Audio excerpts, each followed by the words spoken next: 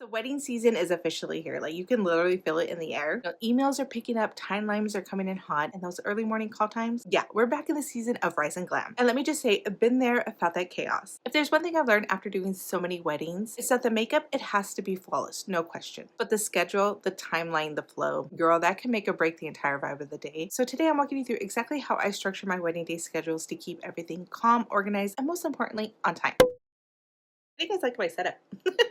We're here in my office. Okay, first things first, I do not wait until the wedding day to figure out the timeline.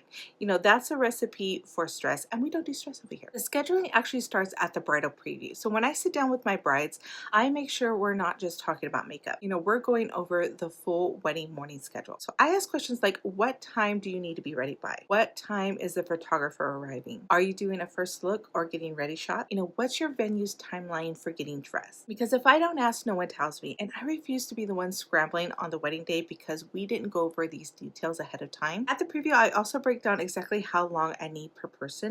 Bridesmaids and moms about 30 to 45 minutes, the bride 1 hour minimum. But if she books my diamond skincare luxury package, I'll schedule an hour and 15 minutes. Touch-ups or buffer slots, I always add in 30 minutes at the end for any last minute touch-ups or if someone needs a little something extra. And here's a tip I swear by. I build in an extra 5 to 10 minutes between each person, not for makeup, but for me, to sanitize, reset my station, sip some water, maybe stretch my back. Because if you don't take care of you, girl, you're going to be wiped out by 10 a.m. So the bridal preview is where I lay the foundation for a smooth, stress-free wedding day.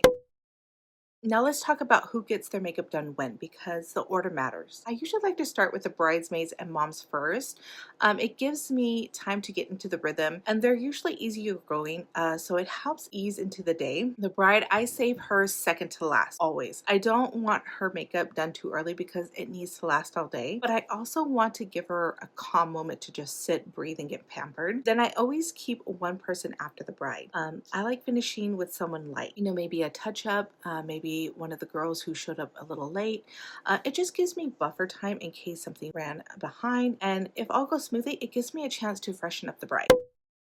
Now, one of the biggest lessons I've learned over the years, you have to set clear boundaries, like crystal clear with your bride and the planner if she has one. I'm talking down to the minute if needed. So I set out a written schedule ahead of time that includes every person's name, their time slot, and even reminders like, please arrive makeup free, wear something easy to take off like a robe or a button-down shirt to avoid disturbing the makeup. Please be in the glam area 5 minutes before your time slot. Then the bride can review it, suggest changes if needed, and sign off. And let me tell you, this one step alone, it has saved me from answering the same question 25 times on the wedding morning. Like, wait, what time is my makeup again? So here's my little hack. I print out a couple copies of that timeline and bring them with me.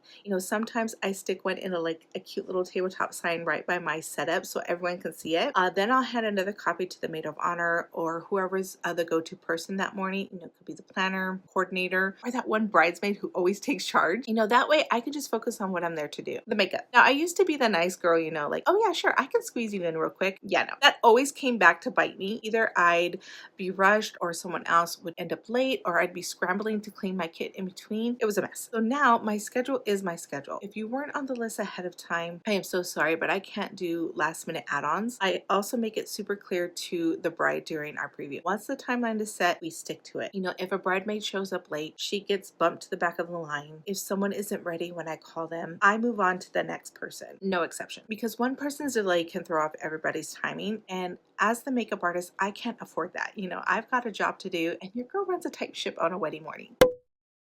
So when I arrive on the wedding day, the first thing I do after setting up my space is hand out the pre-prep skincare kits I made for the bridal party. I'll take a minute to walk everyone through the quick little routine, just to make sure their skin is fresh, hydrated, and ready before they even sit in my chair. Next, I go over the timeline out loud, like with everyone in the room. So I'll say something like, okay, Sarah, you're at 8 o'clock. Jessica, you're at 8:45. Then we got Rachel at 9:30. I like giving everyone a heads up early on so there are no surprises or wait, what? I'm next moment moments. It just how it keeps the vibe super chill and keeps everyone mentally prepped for their turn. And of course, I hand out a printed copy of that schedule to the maid of honor or the wedding coordinator, whoever's best at helping round people up. So I'm not the only one constantly chasing down bridesmaids in robes. After all that's handled, I move on to pampering my bride with her skincare prep. I like to do this early so her skin has plenty of time to soak everything in and be perfectly prepped and glowing for her scheduled makeup time. It's like her little moment to relax, breathe, and feel taken care of before the real excitement kicks off.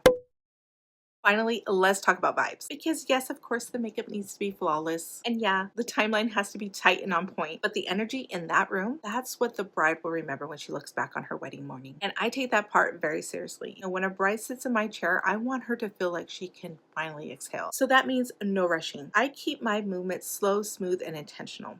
Even if things are running a little behind, she'll never know it by my energy. And then no extra stress. If something goes wrong, and let's be real, it usually does, I stay calm. I don't feed the chaos, I neutralize it. And then set the mood with music. I always ask my brides ahead of time what kind of vibe she wants. Is it chill R&B, some soft acoustic, or maybe a little throwback pop to get the girls hyped? Whatever her vibe is, I match it. Now, I also like to check in with my bride throughout the morning. If she looks like she's getting overwhelmed, I'll remind her, hey, you're doing great. Just breathe. We got this. Because sometimes all she needs is that little reassurance. So yeah, having a solid schedule isn't just about keeping things on time. It's about protecting the experience. It's about giving your bride space to breathe, to feel pampered, to soak in the moment without chaos. When we as artists bring that calm, collected energy, it's contagious. It spreads to the bridal party. It sets the tone for the whole morning. And that is what they will remember when they look back. So if you're prepping for a wedding season, let this be your reminder. Plan ahead, communicate clearly, and protect the energy. Because yes, you're the makeup artist, but on that day, you're also part-time hype woman, skincare coach, time manager, and emotional support human. All right, that's it for this one. Let me know in the comments what's your go-to tip for staying on schedule during weddings, or tell me your wildest last minute glamour quest. I love a good story.